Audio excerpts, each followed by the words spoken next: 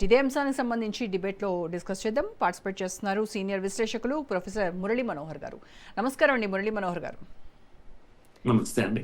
మురళీ మనోహర్ గారు, పాకిస్తాన్ దగ్గర 12 లక్షల టన్నుల చక్కెర మిగిలిపోయి ఉంది, కానీ సరిహద్దుల్లో ఇన్ని గొడవలు ఉన్నాయి. ఇటువంటి నేపథ్యంలో కేవలం తక్కువ ధరకు వస్తుందని చెప్పేసి పాకిస్తాన్ ఏమో మా చక్కెర కొనండి అంటున్నటువంటి నేపథ్యంలో మనము పాక్ నుంచి చక్కెర కొంటామా? అది అంటే కరెక్ట్ డెసిషనేనా? అసలు అంత టెన్షన్స్ మధ్య మనం అక్కడ నుంచి చక్కెర కొనడం అనేది సాధ్యమయ్యే పనేనా? అంటే ఒకటేమో అవసరాలు ఇద్దరివి అలాగే ఉన్నాయి. మనకేమో అవసరం కొనాల్సిన అవసరం ఉంది, అమ్మాల్సిన అవసరము పాకిస్తాన్కి ఉంది. ఇదేమో ఏమంటాము రియాలిటీ అలా ఉంచేసి సాధ్య అసాధ్యాలు అనేవి మాత్రమే ఇప్పుడు చూడాల్సినటువంటి అంశం. సో మామూలుగా మనకు కూడా చాలా సీరియస్ ఇది ఉంది కనుక నిల్వలు లేవు అనేది కాదు. అసలు మన ప్రొడక్షన్ 28 మిలియన్ టన్స్ ను దాటిందంటే మనం ఎవరితో కూడా మామూలుగా 28.5 మిలియన్ టన్స్ దాటిందంటే మనం ఎవరిని అడగం, మన సరుకు మనకే సరిపోతుంది. ఇప్పుడు ఎంత ఉంది అంటే 28 మిలియన్ ఉంది, 28.5 మిలియన్ దాటలేదు అంతే. సో గ్యాప్ ఎక్కువగా లేదు, ఆందోళన చెందాల్సిన అవసరం లేదు. మాక్సిమం 1-2 మంత్స్ మేనేజ్ చేస్తే మళ్ళీ ప్రొడక్షన్ వస్తుంది. సో మన యొక్క నీడ్ ఏదైతే ఉందో డెడ్లీ నీడ్ కాదు, అది లేకపోతే చస్తామన్నంత పరిస్థితి మనకు లేదు. కాకపోతే షుగర్ నిల్వలు లేకుండా పోతాయి అనేది మాత్రమే ఉంటుంది. సప్లై చైన్ కొంత తగ్గితే ఇప్పటికే హోర్డింగ్ చేసే వాళ్ళు చేస్తూ ఉన్నారు, ధర పెరిగితే అమ్ముకోవచ్చు అనేది ఎక్కువైపోయింది. కనుక హోర్డింగ్స్ కాకుండా చేయాలి అంటే కొంత దిగుమతి చేసుకోవాలి. 10 years అయిపోయింది మనం దిగుమతి చేసుకోక. ఆ మధ్యలో ఒకసారి మనకు ఎక్స్ట్రా లేకపోయినా ఏమంటారు ఎక్స్పోర్ట్ కూడా అనుమతి ఇచ్చాం. మన రైతులకు లాభం అవుతుంది, లేకపోతే మిల్లర్స్ ఇక్కడ వీళ్ళకు కూడా వ్యాపారస్తులకు కూడా లాభం అవుతుంది అనేది పద్ధతిలో కొంత ఎక్స్పోర్ట్ కూడా చేశాం. అయితే ఇంపోర్ట్ అనేది 10 years నుంచి మనం ఎప్పుడు కూడా చేసుకునే అవసరం రాలేదు. కనుక ఇప్పటికిప్పుడు మన యొక్క రిక్వైర్మెంట్ ఏదంటే బ్యాడ్ రిక్వైర్మెంట్, లేకపోతే ఆకలి చావులు సంభవిస్తాయి అన్నంత పరిస్థితి లేదు. ధరలు పెరగడము, ధరలను నియంత్రించే అటువంటి అవసరాలు ఉన్నాయి. దానికోసం మనం ఇవంతా కూడా ఒక ప్రయత్నం, ఇంపోర్ట్ ప్రయత్నం మనం చేస్తున్నాము. అంతే తప్పితే పాకిస్తాన్ విషయంలో మనం తీసుకున్నాం అనుకోండి, చాలా తక్కువకు వస్తుంది మనకు.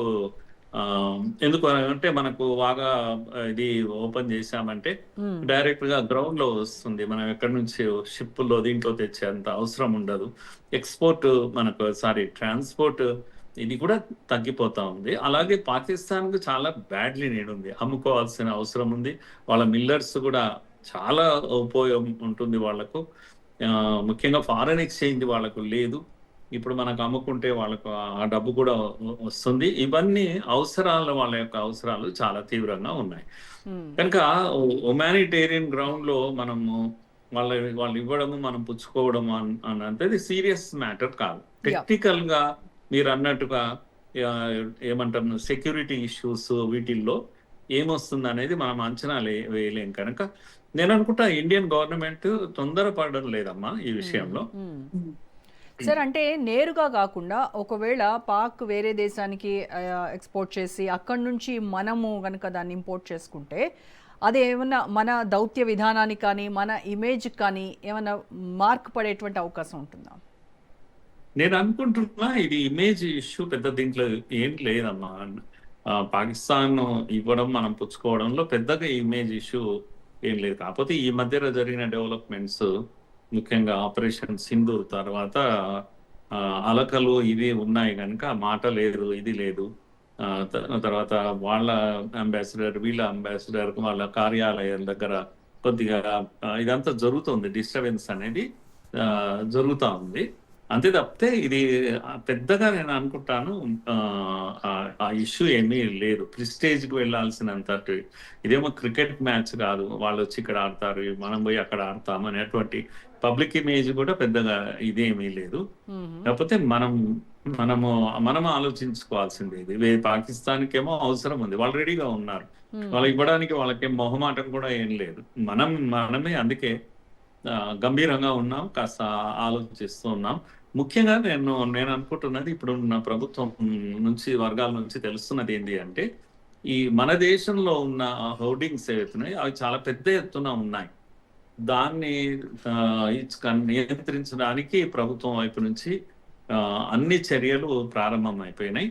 ఒకవేళ హోర్డింగ్స్ ఎక్కడెక్కడ ఉన్నాయో అవి కనుక నిల్వలు బయటికి వస్తే నేను అనుకుంటే ఈ అవసరం కూడా లేకపోవచ్చు. 1.5 months 2 months మనం మేనేజ్ చేయాల్సినటువంటి అవసరం ఉంది. ప్రభుత్వము ఆ దిశగా ఎక్కువ ప్రయత్నాలు జరుగుతున్నాయని మనకు తెలుస్తున్నటువంటి విషయం. అందుకని మనము పాకిస్తాన్తో కొనే అవసరం కూడా ఉండదు. పైనుంచి విదేశాల నుంచి కూడా. అయితే ఇప్పుడు మనం విదేశాల నుంచి దిగుమతి ఏం చేసుకోవడం లేదు. దిగుమతి చేసుకుంటే సుంకాలు ఉండవు, అంతే. దిగుమతి చేసుకునే ఎవరైనా వ్యాపారస్తుడు విదేశాల నుంచి దిగుమతి చేసుకుంటే ఆయనకు లాభం ఏంటి? సుంకం ఉండదు కనుక ఈజీగా దిగుమతి. ఇప్పుడు రేట్లు కూడా పెరుగుతున్న సమయంలో అమ్ముకోవచ్చు. వ్యాపారస్తుడికి లాభం కలిగించాలి, అంతేగాని ఈ వార్ ఫుట్ ను వెళ్ళేసి ఇప్పుడు ప్రభుత్వమే దిగుమతి చేసుకొని వస్తుందా అంటే అటువంటిది ఏమి లేదు. కనుక ఓన్లీ డిజిఎఫ్టి అంటాం కదా, directorate general of foreign trade వాళ్ళు చేసిన అనౌన్స్మెంట్ అది. ఇది ఈ సుంకాలు ఉండవు. 10 లక్షల మెట్రిక్ టన్నుల వరకు ముడి చక్కెర మనం దిగుమతి చేసుకుంటే సుంకం ఉండదు అనేది ఒక కన్సెషన్ ఇచ్చారు. దానివల్ల ఎంకరేజ్ చేసినట్టు ఏంటంటే దిగుమతిని మనము ఎంకరేజ్ చేసినట్టుగానే, అంతేగాని వార్ ఫుట్ లో వెళ్ళి ప్రమాదం ఏదో ఉంది అని దిగుమతి చేసుకోవడం లేదు ఇప్పుడున్న పరిస్థితిని మనం చూస్తే కనుక. అంటే పాక్ మిల్లర్లు వెళ్ళి వాళ్ళ ప్రభుత్వాన్ని బతిలాడుకుంటున్నారు, మాకు అనుమతి ఇవ్వండి, మేము భారతదేశానికి అమ్ముకుంటాము అని చెప్తా ఉన్నారు. అంటే ఇది వాళ్ళ ఆర్థిక తిప్పలకి సంబంధించినటువంటి విషయము, అంతేగాని మన మీద ఏదో మన అవసరార్థం, ఇక్కడ మనకు కూడా నీడ్ ఉంది కాబట్టి వాళ్ళు ఏదో మనకు సాయం చేసేటువంటి ఉద్దేశంగా అయితే దీన్ని చూసే పని లేదంట. అస్సలు కాదు. మన దగ్గర ధరలు 13% పెరిగాయి లాస్ట్ ఇయర్ కి ఇప్పటికి చూస్తే. కనుక ప్రభుత్వం ఒత్తిడిలో ఉంటుంది తప్పకుండా. అంత ధరలు పెరిగితే ఊరికే ఉంటుందా ఈ ప్రభుత్వం? కనుక వెంటనే చర్యలు చేపట్టింది. పాకిస్తాన్ కు బ్యాడ్లీ రిక్వైర్మెంట్ ఉంది. వాళ్ళకు చాలా ఎంత ఊరట ఉన్నా, రైతులకు ఊరట, మిల్లర్స్ కి అయితే ఎంత ఊరటనో. హోర్డింగ్స్ వాళ్ళు కూడా అక్కడ అమ్ముడుపోక పెట్టుకున్నారు వాళ్ళు సరుకు. మళ్ళీ నెక్స్ట్ ఇప్పుడు పంట వచ్చి మళ్ళీ ఉత్పత్తి ప్రారంభమైతే పెట్టుకోవడానికి ప్లేసే లేదు వాళ్ళకు, అట్లా చూసినా కూడా. కనుక అది ఖాళీ చేయాలి, కొనేవాళ్ళు లేరు. వాళ్ళకు ఇబ్బందులు ఉన్నాయి, వాళ్ళ ఇబ్బందులు చాలా ఎక్కువ ఉన్నాయి. మనకు అటువంటి ఇబ్బందులు ఏమీ లేవు. కనుక తొందరలో మనం ఏం లేము. తీసుకుంటే నష్టం లేదు, పాకిస్తాన్ తో తీసుకుంటే నష్టం లేదు. పాకిస్తాన్ అమ్ముకుంటే లాభం వాళ్ళకు బ్రతుకుదేరు అవుతుంది. అంతేగాని మనం కూడా కాస్త ఇటువంటి విషయాలు వచ్చినప్పుడు హ్యుమానిటేరియన్ దీంట్లోనే చూడాల్సి వస్తుంది. కాకపోతే ఉల్టా మాట్లాడే వాళ్ళు ఉంటారు, చూసారా పాకిస్తాన్తో మళ్ళీ దిగి వచ్చారు, ఇలాంటివన్నీ మాట్లాడుతూ ఉంటారు. కానీ ఎలా అంటే మనం నీళ్లు ఆపాము అక్కడ ఒకవైపు. కనుక ఎక్కడ యుద్ధం కంటిన్యూ చేస్తున్నాము, ఇండైరెక్ట్ వార్ అనేది కంటిన్యూ అవుతూనే ఉంటుంది. కనుక మనం ఎక్కడేం తగ్గడం లేదు. పాకిస్తానే ఆలోచించుకోవాలి ఈ విషయంలో కూడా. మరి వాళ్ళు ఏదైనా హామీ ఇస్తే మేము ఈ టెర్రర్ యాక్టివిటీని మేము ఎంకరేజ్ చేయమని హామీ ఇస్తే ఇంకా బాగుంటుంది. ఎందుకంటే ఈ వాణిజ్యం ఇది కూడా కొనసాగుతూ ఉంటుంది. అట్లా కూడా ఆలోచించవచ్చు. కానీ పాకిస్తాన్ కదా, అట్లా ఆలోచిస్తే అది పాకిస్తాన్ ఎందుకు అవుతుంది.